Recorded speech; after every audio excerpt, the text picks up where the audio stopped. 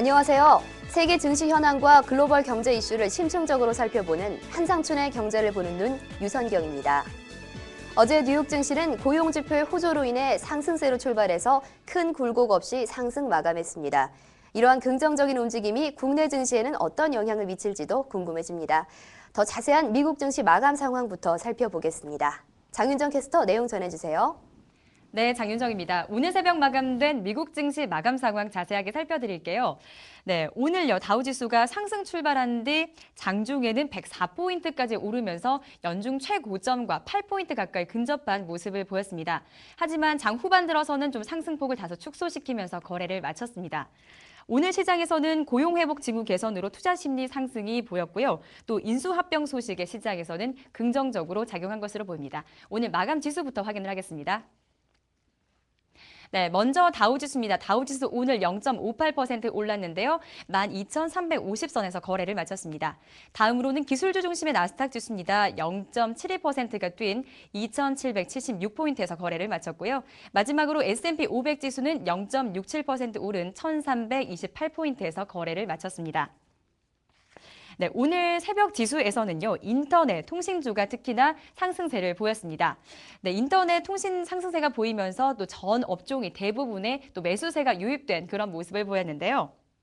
또 오늘 발표된 이 민간 고용, 3월 민간 고용도 양호한 수치를 기록을 하면서 일단 시장에는 긍정적으로 작용을 했습니다. 민간 고용 수치는 20만 1,000건 증가한 것으로 나타났는데요. 전문가들의 예상치인 20만 8천 건보다는 다소 좀 뒤지는 모습을 보이긴 했지만 4개월 연속 20만 건을 웃돈다라고 해서 향후 경기 회복에 대한 자신감을 주기엔 좀 충분한 모습을 보였습니다. 네, 개별 종목으로 자세하게 또 살펴보겠습니다. 네, 이날은요, 아마존이 2.75% 상승을 했습니다. 네, 모건 스탠리가 목표가를 205달러에서 225달러로 상향 조정하면서 증시에는 영향을 준 것으로 보입니다. 그리고 오늘 새벽에 뉴욕 증시에 상장된 이 치우 360 역시 상승을 했는데요. 첫날 134%나 급등하면서 첫 거래를 성공적으로 마쳤습니다. 또 그리고 최근에 이 상승세를 보이고 있는 AT&T 주가도 오늘 여전히 강한 모습을 보였는데요. 오늘 2.23% 오르면서 다우지수 상승에 좀 힘을 보탠 모습을 보였습니다. 그리고 최근에 경기 회복 기대감이 곳곳에서 나타나면서 업계 간의 인수 소식도 이어지고 있는데요. 네, 제약기업인 이 밸리언트가 셰팔론을 인수하겠다라고 밝히면서 양기업 모두 올랐습니다. 밸리언트가 12.8% 올랐고요. 셰팔론은 28%나 급등한 모습을 보였습니다. 네, 지금까지 뉴욕 증시 마감 상황 전해드렸습니다. 네, 잘 들었습니다. 미국 경제 연이은 경기 회복 신호가 증시에 가장 큰 호재로 작용을 했군요. 네, 이에 대해서 자세한 말씀 나눠주실 분이 나와 계십니다. 저희 프로그램의 주인공이시죠? 미래에셋증권의 한상춘 부사장님이십니다. 안녕하십니까? 네, 안녕하십니까? 네, 어제 장에 대한 간단한 평가부터 부탁드립니다. 네, 그 미국 증시가 새로운 흐름이 전개될 걸 가능성이 높기 때문에 네. 이틀 전에 그 조지 소로스의 이론을 토대로 해서 미국 경제에 좀 비교적 밝다하는 전망을 말씀드렸는데요. 네. 오늘은 사실 그 재료적인 측면에서 호재만 나타난 증시다 이렇게 보시면 되겠습니다. 그래서 경기적인 측면에서 어떤 낙관적 기대, 그리고 인수합병과 관련된 소식, 그리고 기업들의 그 실적과 관련된 얘기, 그리고 중국의 그 상장 문제, 그래서 비교적 그 재료가 호재성이 많았다 이렇게 보시면 되겠는데요. 예. 그동안 지수의 부담이 있어서 그런지 장중에 물론 100포인트 이상 넘게 이렇게 상승이 됐습니다는 장 마감 기준으로 한 70포인트는 올해 오늘 나타났던 그 재료에 비해서는 상승폭이 좀 생각만큼 오르지 않았다 이렇게 보시면 되겠습니다. 예. 아무래도 이날 그 가장 관심이 됐던 것은 역시 경기 회복에 대한 기대가 아닌가 이렇게 보고 있는데요. 우리가 누누이 말씀드립니다는 국가 주도의 경기 회복세가 지속될 수 있는 이런 그 시기적으로 좀 안 되는 상황에서 보면 민간 자율적인 그 성장 기반이 이런 그 회복세를 끌어가야 되거든요. 그런 측면에서는 이번 주말에 발표되는 그 고용과 관련된 지표를 네. 주초에서도 투자자라든가 시청자 여러분이 예의주시해서 바라볼 필요가 있다 이렇게 이제 말씀드렸는데요. 네. 시간이 가면 갈수록 이 고용과 관련된 지표가 의외로 좀 좋게 개선됨에 따라서 이 민간 자율적인 그 경기 회복에 대한 기대감이 지금 상당히 높은 상태다 이렇게 보시면 되겠습니다. 네. 또 한 가지 그 재료로 작용했던 것이 인수합병과 관련된 소식이 아닌가 생각하는데요. 위기 발생 3년 차에는 이 경제 클린화 작업이 굉장히 중요하거든요. 이 경제가 클린화 돼야 깨끗해져야 회복세가 지속 가능한 이러한 기반이 형성될 수 있기 때문에 네. 이 세컨더리 마켓, 부실 기업이 정리되는 이 세컨더리 마켓에서 인수합병이 얼만큼 활발해지냐 하는 것도 지금 월가의 시장 참여들이 웨이트 가중치를 둬서 이렇게 바라보는 대목인데요. 예. 오늘도 인수합병이 특히 적대적 인수합병 소식이 많이 들렸죠. 네. 이 적대적 인수합병이라는 것은 기업이 의도와 관계없이 경영권이 이렇게 목표로 해서 인수합병이 이루어진다 하는 것은 아마 시청자 여러분이 다 아실 거로 생각하는데요. 결국 클리어 작업이 잘 진행되고 있다는 의미입니다. 네. 그래서 이날 조사됐던 미국의 생산 활동의 최첨단이 가장 이렇게 선대격에서 하고 있는 CEO를 대상으로 향후의 미국 경제에 대해서 전망을 보면 금융위기에 가장 낙관적으로 조사된 네. 거로 나오고 있습니다. 결국 이러한 경기 회복세에 대한 기대가 반영돼서 오늘 주가를 비교적 그동안 지수에 대한 부담에 따라서 시기적으로 보면은 조정이 필요한 시점인데요. 네. 이런 것을 극복하고 주가가 한 70포인트 정도 다우지수 기준으로 올랐다 이렇게 보시면 되겠습니다. 네, 인수합병과 같은 클리너 작업도 증시에 긍정적인 그렇습니다. 영향을 미치겠군요. 네. 네, 자세한 이야기 잘 들었습니다. 네. 네, 계속해서 이머징 마켓인 브릭스 시장을 알아보겠습니다. 중국 본토를 제외한 모든 시장 상승했는데요. 그중에서 특히 7일 연속 상승한 인도 센섹스 지수가 저력을 보였습니다. 자세한 내용 살펴보겠습니다. 장윤정 캐스터. 네, 좀 더 자세하게 이머징 마켓 마감 상황 살펴드리겠습니다. 네, 먼저 상하이 본토 증시는요, 거래일 기준으로 3일 만에 약세로 돌아섰습니다. 인민은행이 물가 안정을 주력하겠다라는 방침을 재차 표명하면서 이 기존금리에 대한 인상에 대한 우려가 시장에 좀 영향을 미쳤는데요. 자세한 지수부터 확인을 하겠습니다. 네, 어제 마감됐습니다. 네, 소폭 떨어졌습니다. 0.08%가 떨어진 2,956포인트에서 거래를 마쳤습니다. 네, 종목별로 보면요. 가전과 자동차, 의류와 같은 이런 경기 소비 업종이 큰 폭으로 내렸습니다. 그리고 헬스케어, 음식료 등 이 필수 소비재 업종도 동반 하락하는 그런 모습을 보였는데요. 또 전력업체인 중국서전이 실적 실망감으로 9% 이상 폭락을 하면서 또 금속 가격 하락으로 또 비철 금속도 같이 또 하락하는 그런 모습을 보이기도 했습니다. 계속해서 홍콩 H지수 보시겠습니다. 네, H지수는 어제 올랐습니다. 1.87%가 오른 13,000포인트에서 거래를 마친 그런 모습인데요. 미국 경제 성장에 대한 그런 기대감이 높아진 가운데 본토 대형은행들의 2010년 연간 실적이 예상보다 양호하다라고 이렇게 보여지면서 투자 심리가 좀 개선된 모습을 보였습니다. 개장 후에는 좀 지수가 빠른 속도로 오르는 모습을 보였는데요. 장 후반 들어서 이런 상승폭을 끝까지 유지하면서 거래를 마쳤습니다. 특히나 은행, 정유를 비롯한 모든 업종이 이날은 일제히 강세를 보였고요. 다만 이 통신 업종은 좀 부진한 흐름을 보였습니다. 계속해서 인도 지수 보겠습니다. 네, 인도 지수는 최근 좋은 흐름 계속해서 이어가고 있는데요. 네, 어제도 올랐습니다. 네, 0.89%가 오른 19,000선에서 거래를 마쳤습니다. 네, 국제유가 하락 그리고 미국 경기 회복에 대한 기대감이 증시에는 호재로 작용을 했는데요. 네, 종목별로 보시면요. 네, 인도의 최대 소프트웨어 서비스 제공업체인 타타 컨설턴티가 1.7% 상승을 했고요. 또 정보업체인 와이프로도 1.4% 오른 모습을 보였습니다. 네, 계속해서 러시아 지수 보시겠습니다. 네, 러시아 지수는 또 소폭 올랐습니다. 0.85%가 오른 2,000선에서 거래를 마쳤는데요. 네, 미국과 같은 이런 선진국에 대한 경제 회복 그런 기대감이 시장에 반영이 됐고요. 또 도이치뱅크의 러시아 원유 및 천연가스에 대한 투자 의견 상향으로 지수는 큰 폭으로 올랐습니다. 네, 석유주 상승이 또 이 시장의 상승을 주도한 그런 모습을 보였습니다. 마지막으로 브라질 보베스파 지수 보시겠습니다. 네, 브라질 지수 역시 올랐습니다. 네, 67,000선에서 거래를 마친 그런 모습을 볼 수가 있는데요. 최근에 이제 국제유가 하락 소식에 이 광산 개발 업체인 발레가 큰 폭으로 하락을 했습니다. 하지만 이런 가운데 금융주가 좀 크게 개선이 되면서 시장에 힘을 보탠 모습인데요.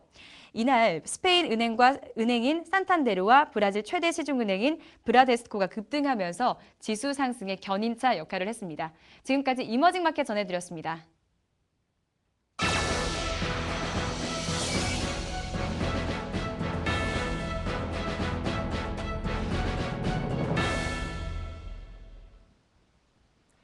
네, 저희는 개편맞이 이벤트를 진행하고 있습니다. 오늘이 마지막 날인데요. 실시간으로 참여해주시는 분들 중 9분 골라서 선물 드리고 있으니까요. 생방송 중에 계속 참여 부탁드립니다. 네, 최근 전 세계를 대상으로 가장 선호하는 재테크 수단을 분석한 결과가 나왔는데요. 올해는 금을 비롯한 귀금속이 가장 먼저 순위를 차지했습니다. 우리나라에서도 금값이 강세를 보임에 따라서 결혼하시는 분들이 금을 예물 1순위로 꼽고 있다고 하는데요. 이에 대한 이야기 더 자세히 나눠보겠습니다. 한상준 부사장님, 네네. 먼저 이 조사 결과가 흥미로워요. 이 조사 결과부터 말씀을 좀 부탁드립니다. 주식만큼이나 아마 네. 방송을 듣고 계시는 시청자분께서 관심이 되는 것이 아마 금이 아닌가, 네. 기금속이 아닌가 이렇게 생각하는데요.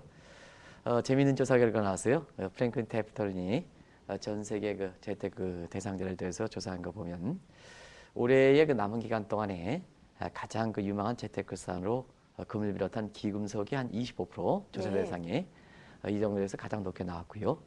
여기에 주식 역시 최근에 글로벌 증시가 비교적 좋죠. 그래서 그렇죠. 오늘 신흥국 증시에 대해서 장윤혁 캐스터께서 쭉 스케치해 드렸습니다는 대체로 보면 국가마다 좀 다소 이렇게 낙폭이 있긴 하지만 전체로 보면 자스민 혁명이라든가 일본 대진 사태에 따른 불안감을 좀 극복하고 비교적 새로운 국면에 전개되는 양상을 보여서 역시 주식이 글로벌 재테크 조사에서도 두 번째로 높은 순위를 나왔다 이렇게 보시면 되겠습니다. 네. 그리고 부동산이 좋든 않든 간에 네. 기본적으로 부동산에 대한 선호 계층은 있거든요. 그래서 부동산이 3위로 나왔는데요. 우리나라를 대상으로 조사한 걸 보면 좀 다르게 나오겠습니다. 다른가요? 그래서 우리나라의 재테크 대상자를 이렇게 조사해 보면 일단은 올해 가장 유망한 이렇게 재테크 수단으로 주식을 꼽았고요. 네. 그 다음에 역시 금을 비롯한 기금속 그리고 부동산을 꼽았는데요. 이 조사 결과를 보면 이 금은 이제 안정자산입니다. 그래서 네. 우리나라를 제외한 다른 재테크 생활자들은 사실 올해의 리스크 부분에 대해 상당히 민감하게 생각한다. 그래서 이 리스크에 대해서 민감하게 생각하다 보니까 금이라든가 이런 기금속 가격은 올라가지 않겠느냐 하는 기대에서 가장 유망하다 꼽은 것이 아닌가 생각하고요. 네. 우리나라 투자자들이 사실 금이라든가 기금속보다 주식을 선호한 것은 역시 위험 자산이다 보니까 올해 한국 경제라든가 또 미래에 대해서 보는 시각이 긍정적 마인드가 다른 재테크 생활자보다는 더 좋은 게 아닌가. 그래서 네. 우리가 지금 경제 활동에서는 심리적 요인이 상당히 중요한데요. 이 재테크 대상을 조사한 조사 결과를 보면 미래에 대해서 상당히 긍정적 시각이 상당히 많기 때문에 네. 우리 경제가 좀 비교적 밝지 않겠느냐 이런 밝은 심리를 간다면 그래서 유성경 앵커도 네. 지금 이제 방송을 진행하실 때 네. 긴장 좀 하지 마시고요. 예. 좀 밝게 웃으셔서 밝게 웃으면 본인이 이제 밝게 웃는 거에 따른 프라이빗 코스트, 좀 네. 사적 비용이 있을 겁니다. 그러나 시청자라든가 우리 국민들 같은 경우에는 유성경 앵커 같은 미인이 이렇게 밝게 웃으면 사실 그만큼 엔돌피가 형성되고 각자 직장 생활이라든가 네. 재테크에서 굉장히 사회적으로 많은 혜택을 주거든요. 네. 그래서 경제 용어로서는 엑스터널 이펙트, 외부 경제 효과라는 게 있습니다. 그래서 사적인 비용, 프라이빗 코스트보다 사회적으로 혜택을 주면 사회적 코스트, 소셜 코스트는 그만큼 낮아지게 되거든요. 네. 그래서 프라이빗 코스트보다 소셜 코스트가 낮은 이런 것을 보통 외부 경제 효과다. 그래서 유성경 아나운서가 아파트에 꽃을 심으면 네. 꽃을 심을 때 100만 원 들어갈지 모르지만 지나가는 사람들에 의해서 꽃에 대해서 아름다움을 느끼면 네. 사회적 혜택은 100만 원 이상으로 커지죠. 훨씬 높아지지 않습니까? 네. 그래서 경제가 좀 어려울수록 이렇게 유성경 앵커 같은 이런 사람들이 좀 밝게 웃으면 우리 증시가 올라간다. 바로 그것이 조지 소로스의 자기 암시 가설이다 이렇게 보시면 됐습니다. 네. 제가 원래 웃음이 굉장히 많은 편이거든요. 네네. 네, 제가 너무 참았던 게 아닌가 싶습니다. 앞으로 열심히 웃어야겠네요. 네, 그렇습니다. 그런데 궁금한 건요. 이런 조사 결과는 매년 나올 텐데 금이 1위를 한 적이 많이 있나요? 상당히 이례적이죠. 아, 네. 금이라는 것은 보편적인 재테크 수단은 아니기 때문에 네. 이렇게 귀금속이 올해 재테크 수단으로서 1위로 나온 것은 상당히 이례적 결과다 이렇게 보시면 되겠는데요. 역시 이러한 결과가 나온 데는 두 가지 요인이 있지 않냐. 일단 올해 들어서 제스민 혁명이라든가 대진 사태에 따라서 여러 가지 불안 심리들이 많이 증폭됐지 않습니까? 네. 그런 과정에서는 역시 불안할 때는 안정자산을 희구하는 소위 flight quality라 해서 안정자산을 희구하는 이런 심리들이 강한데요. 네. 이 과정에서 금을 비롯한 귀금속이 안전자산으로 부각되면서 아마 이런 조사 결과가 나온 것이 아닌가 이렇게 보고 있습니다. 또 한 가지는 네. 우리가 이제 일전에 알아봤습니다는 이렇게 불안할 때에는 보통 그 안전자산으로 기금속, 그다음에 미국의 국채, 달러 이렇게 얘기하는데요. 그렇죠. 최근에 보면 미국 경제가 오늘 회복세가 돼서 주가를 끌어올리는 요인이 됐습니다는 역시 신뢰 문제에 있어서는 미국 경제의 재정 적자라든가 국가채 문제가 만만치 않기 때문에 네. 미국의 국채라든가 달러가 안전 safe haven asset 내지는 safe haven currency 안전으로서 좀 기능이 약화되는 가운데 예, 그렇죠. 기금속이 상대적으로 부각되고 있는 것이 아닌가 생각합니다. 그리고 올해 남은 기간에도 지금 올 초에 발생했던 여러 가지 리스크인이 좀 다소 근본적 문제가 해결되는 것은 아닙니다는 네. 이런 그 민감도가 떨어지고 있습니다는 올해 남은 기간에도 역시 리스크는 많이 발생할 것이다 하는 이러한 그 불안 심리가 작용해서 기금속이 가장 위험할 것이다 하는 이런 조사 결과를 나온 것이 아닌가 이렇게 보고 있습니다. 아, 외부적인 그 위험 요인뿐만 아니라 달러와 약세도 한몫을 했군요. 그렇습니다. 그것이 이제 완충 네. 역할을 해야 되는데요. 그러면 네. 금값이 상대적으로 많이 올라가는 이런 부분을 좀 낮출 수가 있는데요. 달러 부분이 좀 안전 터나서 위상이 떨어지다 보니까 네. 자연스럽게 기금속이라든가 이런 금속으로 쏠림 현상이 발생하는 과정에서 네. 이렇게 재테크가 유망하다 하는 이런 조사 결과를 나온 것이 아닌가 보고 있습니다. 네, 부사장님하고 오늘 말씀 나누다 보니까 생각이 드는 게요. 금값이 너무 비싸요. 그래서 그렇습니다. 주변에서 돌잔치 이야기 나올 때마다 가슴이 철렁하거든요. 네. 근데 심지어 저희가 얼마 전에 보기로는 온스당 2,000달러를 선회할 것이라는 전망이 있다고도 봤어요. 앞으로 계속 오를까요?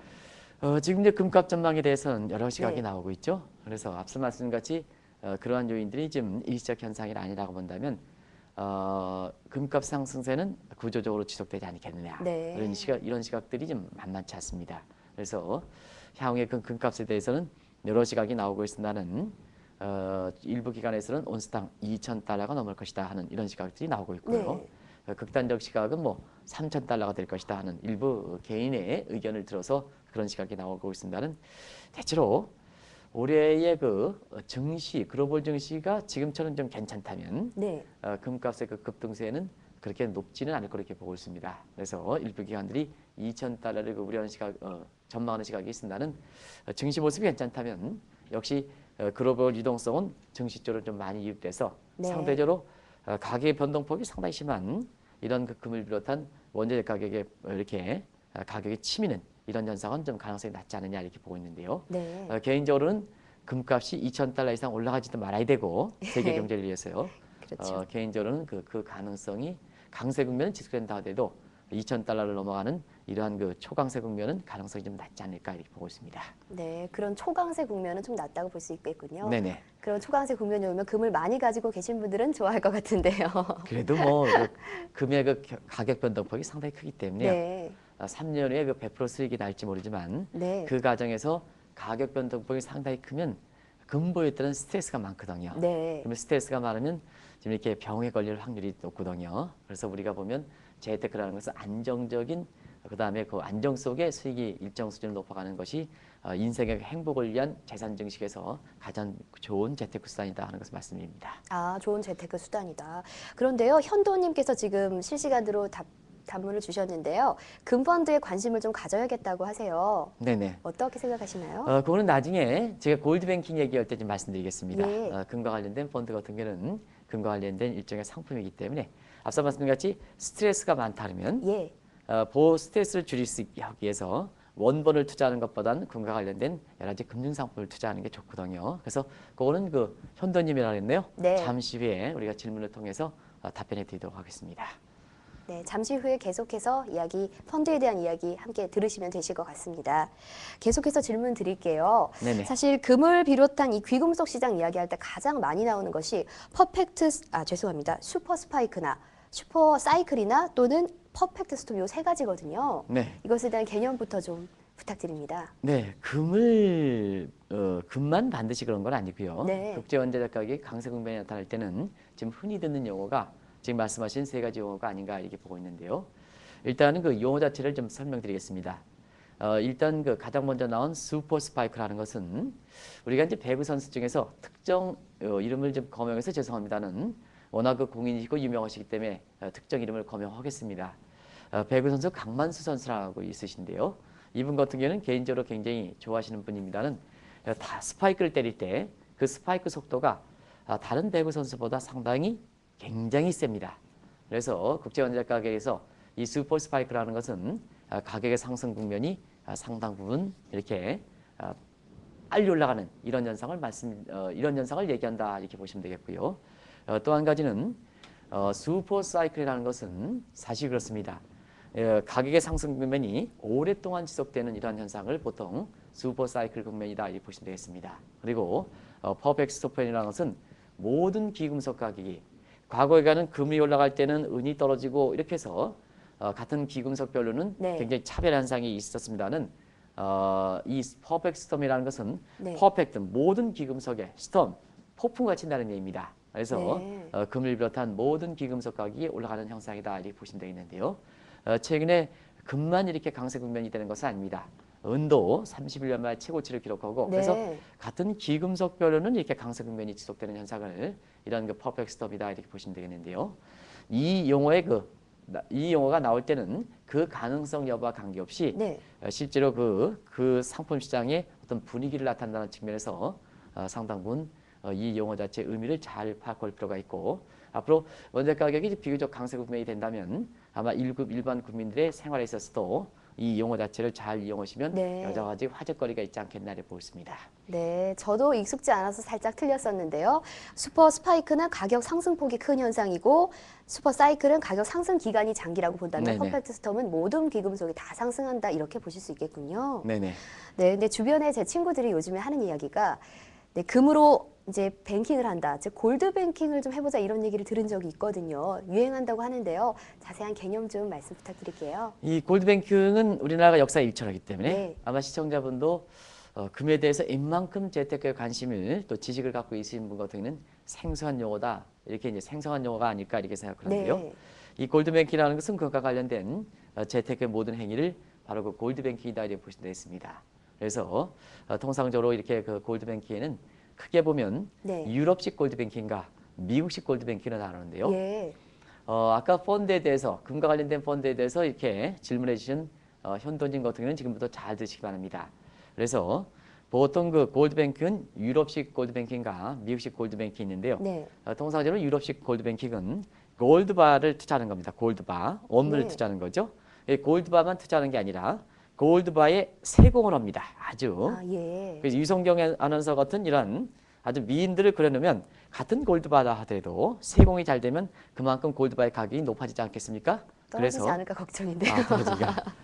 그래서 이런 식으로 해서 네. 금 현물에 대해서 골드바를 가지고 재테크하는 수단을 보통 유럽식 골드뱅킹이다 이렇게 보시면 되겠고요. 네. 그다음 미국식 골드뱅킹이라는 것은 지금 금과 관련된 펀드와 마찬가지로 금을 원본으로 해대 그 원본에서 여러 가지 금융 상품을 만들어서 그 금융 상품을 가지고 금 투자하는 것을 보통 미국식 골드뱅킹이다 이렇게 보시면 되겠습니다. 네. 그래서 과거 같은 경우에는 우리가 이제 금하면 아마 시청자분도 금하면 그러니까 현물을 보여주는 것이 좋다 해서 사실상 과거에도 흔한 무슨 뭐 노래 대회에서 보면 1등 하면 무슨 뭐 몇 돈짜리 네. 이렇게 금을 주는데요.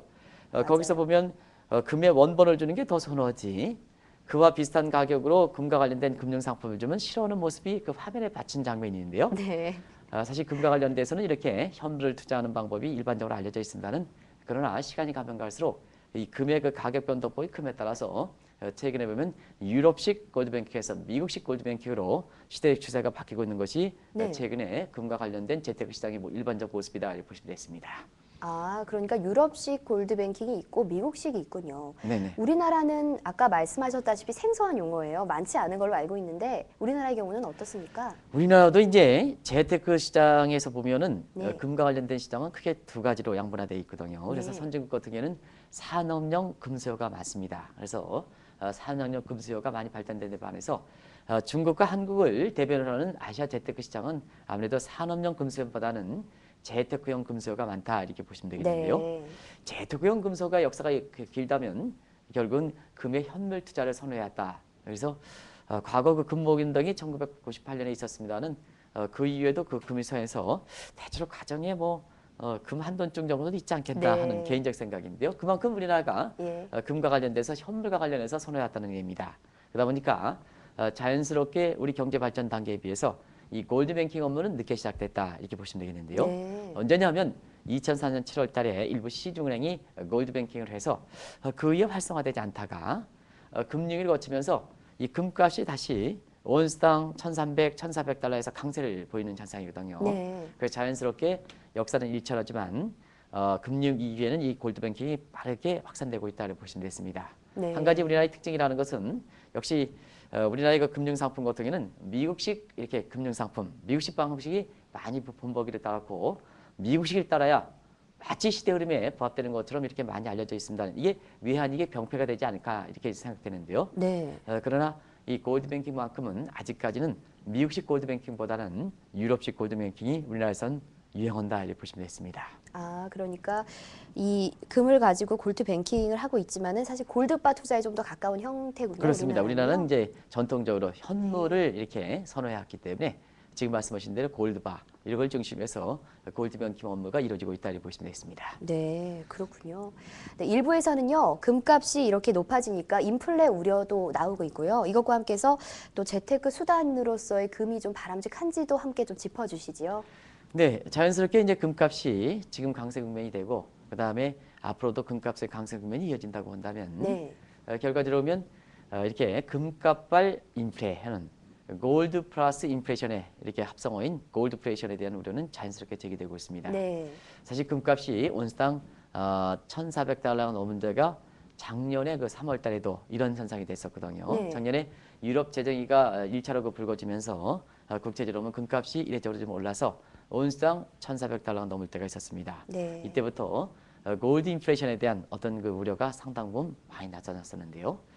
지금 상태에서 보면 일부 강세 국면, 온스당 3,000달러 이렇게 예상하는 국면이 있다 하더라도 네. 지난 1년 동안 국제 금값은 상한선으로 한 1,430달러, 하한선으로 한 1,300달러에서 가격의 변동폭이 그 박스권에서 움직이는 양상을 이렇게 보이는 상태거든요. 네. 그런 각도에서는 지금 상태에서 일부에서 우려는 금값발 인플레에 해당되는 골드플레이션의 가능성은 비교적 낮지 않겠나 이렇게 보고 있고요. 예. 산업용 금수요가 이렇게 많이 들어간다 하더라도 사실 그 첨단 기술 제품, 품질이라든가 생산성에서 흡수해줄 수 있는 이런 부분에 의한 이러한 그 산업용 수요이기 때문에 이걸로 해서 제품 가격이 올라서 골드플레이션을 양산하는 골드플레이션을 발생할 가능성은 비교적 적다 이렇게 보시면 되겠습니다. 그리고 지금 금값이 이렇게 올라감에 따라서 일부에서는 재테크용 수요로 주식이라든가 펀드를 판매해서 여기에 투자하시는 분도 일부 네. 있습니다는 우리가 이런 얘기합니다. 이 금 투자 같은 경우는 경우에 따라서는 3년 후에 경우에 따라서입니다. 네. 경우에 따라서는 3년 후에 100% 수익이 날 수는 있습니다. 100%요. 3년 후에. 네. 그러니까 제가 잘 보시라는 얘기예요. 네, 시청자분한테 이게 100% 수익이 난다는 얘기 네. 아니에요. 우리가 진행할 때는 그 뉘앙스를 좀 잘 보셔야 되는데요. 네. 우리가 3년 후에 경우에 따라서는 100% 수익이 날 수가 있습니다. 네. 그러나 다른 어떠한 시장보다도 가격 변동폭이 크기 때문에 사실 스트레스가 많거든요. 네. 그런 각도에서 3년 후에 100% 수익이 난다 하더라도 네. 그 과정에서 스트레스를 받아서 굉장히 몸이 아프면 네. 이게 재테크를 따라서 바람직하냐.